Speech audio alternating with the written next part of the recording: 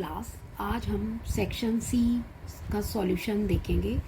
सबसे पहले question number 15, दो क्रमागत धनात्मक पूर्णांक ज्ञात कीजिए जिनके वर्गों का योग 365 हो।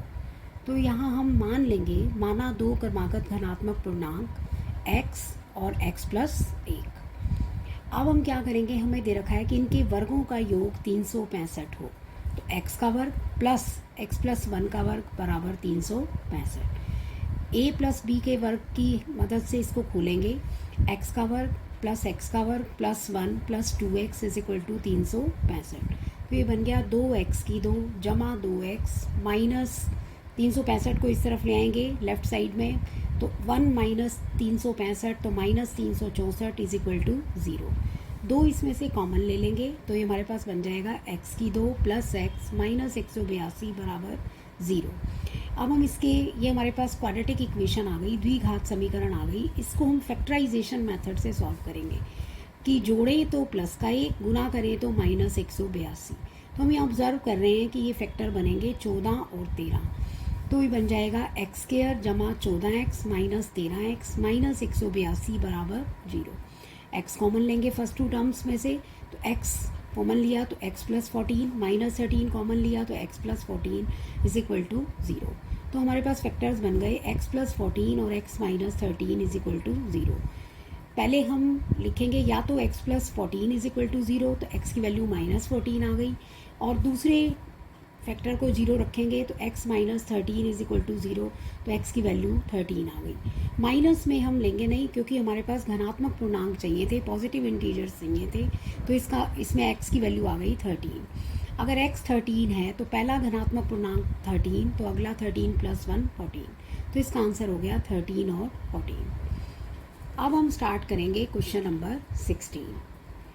वह अनुपात ज्ञात कीजिए जिसमें बिंदुओं a 1, -5 और b -4, 5 को मिलाने वाला रेखाखंड x अक्ष से विभाजित होता है।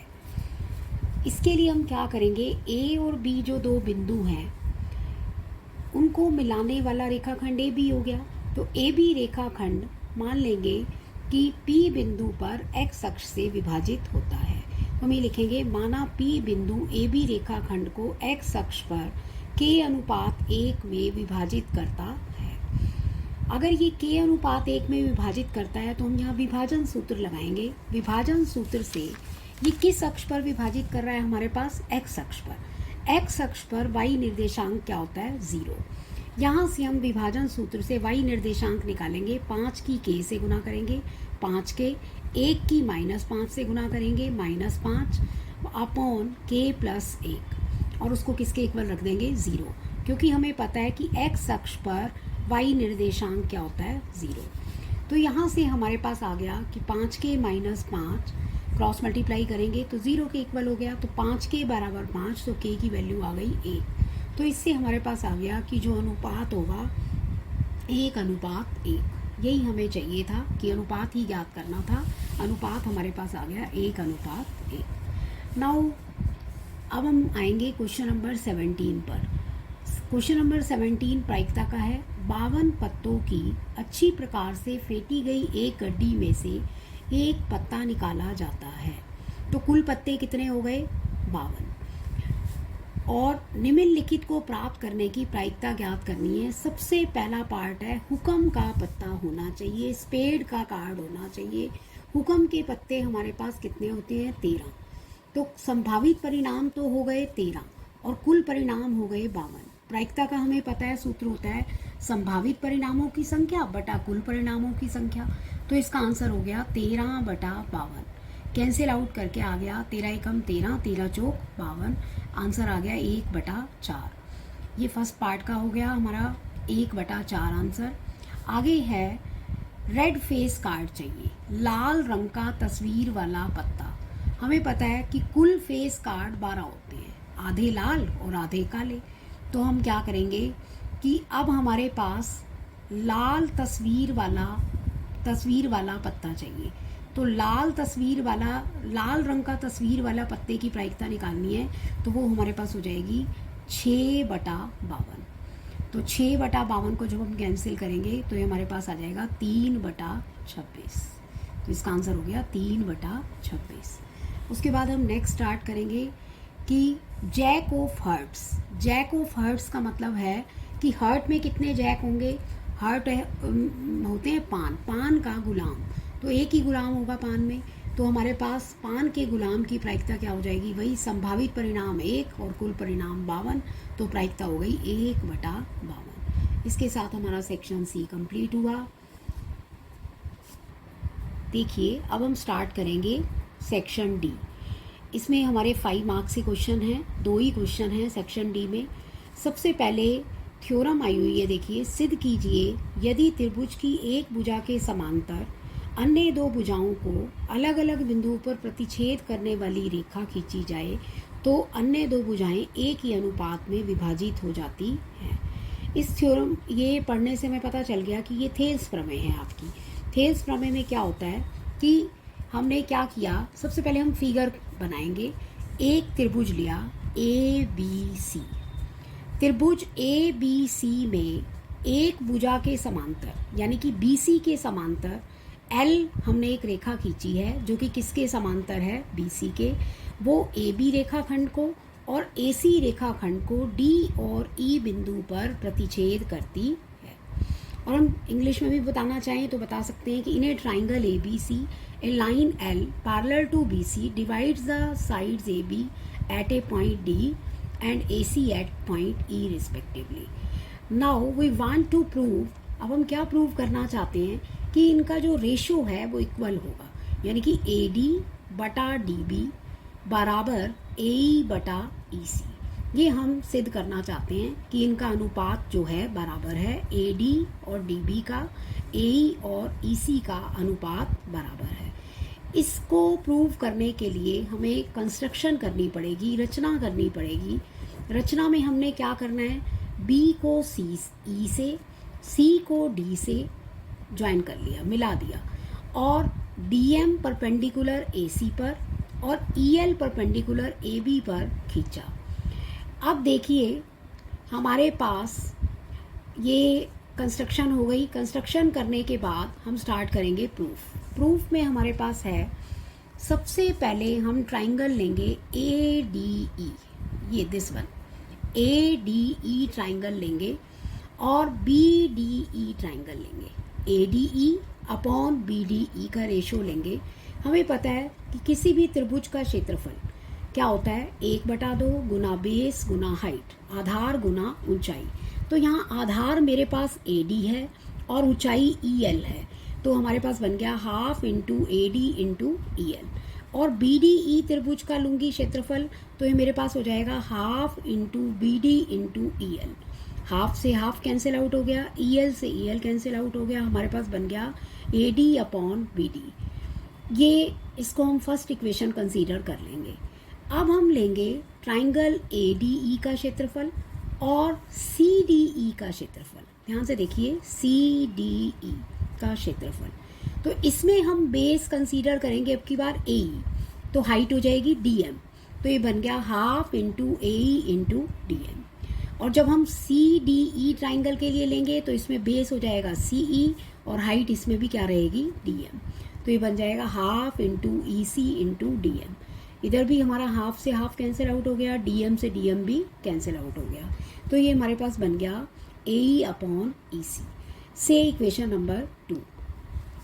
Now we take here area of this triangle BDE, this one, and this triangle CDE। They are equal. Area इन दोनों ट्राइंगल्स के इक्वल है, इन दोनों त्रिभुज के क्षेत्रफल बराबर हैं। क्यों? क्योंकि ये एक ही आधार पर, इनमें बेस सेम है, बेस क्या है DE, एक ही आधार पर और 2 पैरेलल लाइंस के बीच में, 2 समांतर रेखाओं के बीच में बने त्रिभुजों का क्षेत्रफल क्या होता है, बराबर। तो इस प्रॉपर्टी को, ये हम 9th क्लास में पढ़ते थे, इस प्रॉपर्टी को हम यूज़ करेंगे कि area of triangle BDE is equal to area of triangle CDE। तो हमने इसको इक्वेशन नंबर क्या कंसीडर कर लिया, 3। अब देखिए इक्वेशन नंबर 1, 2 और 3 से हमारे पास आ गया AD/BD बराबर AE/EC। यही हमने प्रूव करना था, यही हमने सिद्ध करना था। अब हम इसका और पार्ट लेंगे।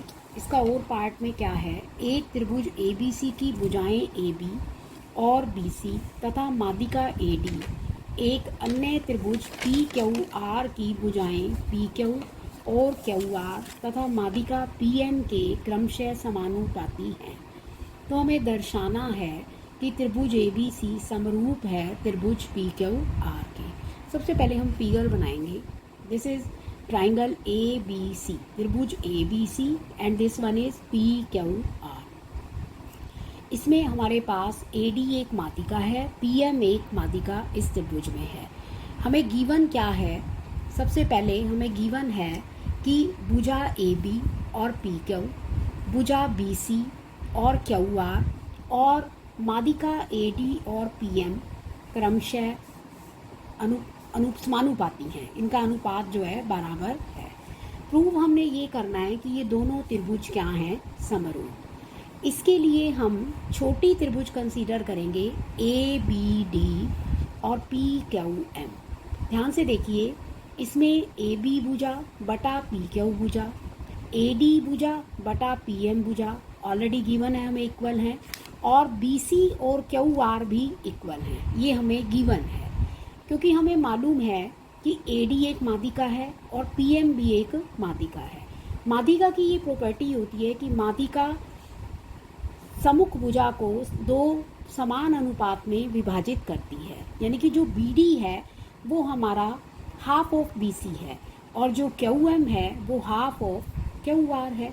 तो हम यहाँ पर BC को ये भी लिख सकते हैं कि 2BD बटा 2QM। तो AB बटा PQ बराबर 2BD बटा 2QM बराबर AD बटा PM। 2 से 2 कैंसिल हो जाएगा। तो हम ये देख रहे हैं कि छोटी त्रिभुज ABD और PQM इनकी भुजाएं समानुपाती हैं। अगर इनकी भुजाएं समानुपाती हैं, संगत भुजाएं समानुपाती हैं, तो ये त्रिभुज दोनों क्या हो जाएंगे, समरूप। ABD त्रिभुज और PQM त्रिभुज समरूप हो गए। अगर ये छोटे दोनों त्रिभुज समरूप हैं तो कोण B और कोण Q दोनों कोण बराबर हो जाएंगे, क्योंकि हमें पता है कि समरूप त्रिभुज के संगत कोण बराबर होते हैं। अब देखिए, पूरी त्रिभुज ले लेंगे ABC और PQR। इन दोनों त्रिभुज में, त्रिभुज ABC और त्रिभुज PQR में हमारे पास क्या हो जाएगा, AB बटा PQ बराबर BC बटा QR। ये हमें गिवन है, दिया हुआ है। और कोण B बराबर Q ये हम सिद्ध कर चुके हैं ऊपर कि ये दोनों कोण संगत, छोटे दोनों त्रिभुज समरूप थे तो संगत कोण बराबर थी। हम अभी प्रूव कर चुके हैं ऊपर कि कोण B और Q जो हैं बराबर हैं।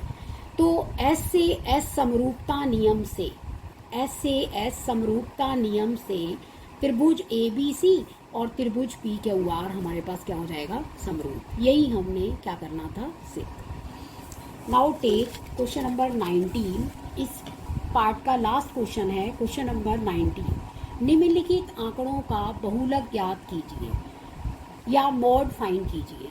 देखो, वर्ग अंतराल है 0 से 10 7, 10 से 20 14, 20 से 30 13, 30 से 40 12, 40 से 50 20, 50 से 60 11, 60 से 70 15, 70 से 80 8। यहाँ हम सबसे पहले बहुलक फाइंड करने के लिए बहुलक वर्ग देखेंगे जिसकी फ्रिक्वेंसी सबसे ज़्यादा है। यहाँ हम देख रहे हैं कि 20 जो है सबसे अधिक फ्रिक्वेंसी है, सबसे अधिक बारंबारता क्या है, 20। तो ये हमारा बहुलक वर्ग हो गया।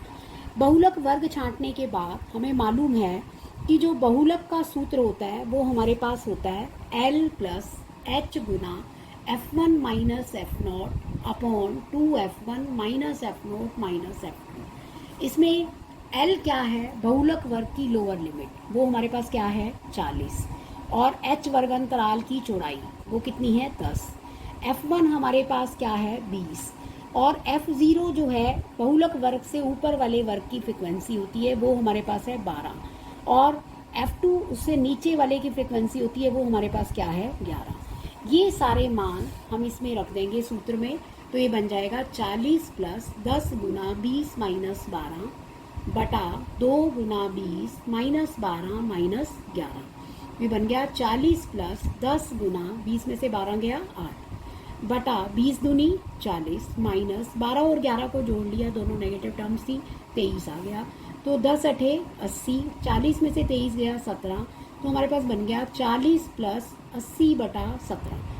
80 को 17 से भाग करेंगे, 17 चौका 68, हमारे पास 12 बचेगा, 17 सत्ते 119, तो ये हमारे पास आ गया 40 प्लस 4.7, तो इस बहुलक हमारे पास आ गया 44.7।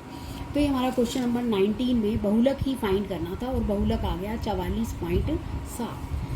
इसके और में एक क्वेश्चन और दिया है, नीचे दिया हुआ बंटन एक कक्षा के 30 विद्यार्थियों के भार दर्शा रहा है। विद्यार्थियों का माध्यक भार ज्ञात करना है, यानी कि विद्यार्थियों का मीडियन फाइंड करना है। इस क्वेश्चन में हमें मीडियन फाइंड करना है। ये हमारे पास क्वेश्चन है, 40 से 45 किलोग्राम वाले बच्चे हैं 2, 45 से 50 वाले 3, 50 से 55 वाले 8, 55 से 60 वाले 6, 60 से 65 वाले 6, 65 से 70 वाले 3, 70 से 75 वाले 2। सबसे पहले माध्यक फाइंड करने के लिए हम क्यूमुलेटिव फ्रिक्वेंसी बनाएंगे, संचयी बारंबारता बनाएंगे, वो हमें आती है। सबसे पहला एज इट इज़ 2 का 2, 2 में 3 ऐड किए 5, 5 में 8 जोड़ा 13, 13 में 6 जोड़ा 19, 19 में 6 जोड़ा 25, 25 में 3 जोड़ा 28, 28 में 2 जोड़ा 30। तो जो बारंबारता का योग आ गया हमारे पास, कैपिटल एन से प्रदर्शित करते हैं, वो हमारे पास आ गया 30। हम सभी जानते हैं कि अगर ये 30 आ गया, n बटा 2 हमारे पास माध्यक निकालने के लिए होता है, तो n बटा 2 30 बटा 2, 30 बटा 2 क्या हुआ 15। जो हमारा 15 है वो 13 से तो बड़ा है, 19 से छोटा है, तो ये हमारा मीडियन क्लास हो गया, माध्यक वर्ग हो गया। इसको हम माध्यक वर्ग कह देंगे। This one is our median class, जिसको हम माध्यक वर्ग भी बोलते हैं, मीडियन क्लास भी बोलते हैं।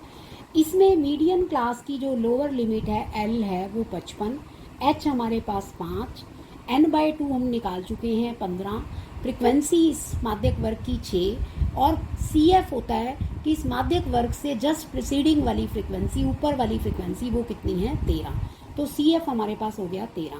तो माध्यक निकालने का, मीडियन निकालने का फॉर्मूला होता है L प्लस H बटा F multiply n/2 minus CF। ये वैल्यूज़ हम फिर इसमें सब्सटीट्यूट कर देंगे। L की जगह 55, H की जगह 5, F की जगह 6, n बटा 2 की जगह 15, CF की जगह 13, और इसको सिंप्लीफाई करेंगे। हमारे पास आ गया 55 प्लस 5 बटा 6 गुना 2, 2 एकम 2, 2 तिया 6, सिंप्लीफाई करके आ गया 55 प्लस 5 बटा 3।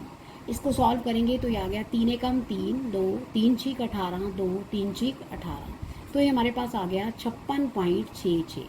ये हमारे पास मीडियन फाइंड हो गया, माध्यक निकल आया 56.66। तो इससे हमारा सेक्शन डी कंप्लीट हुआ।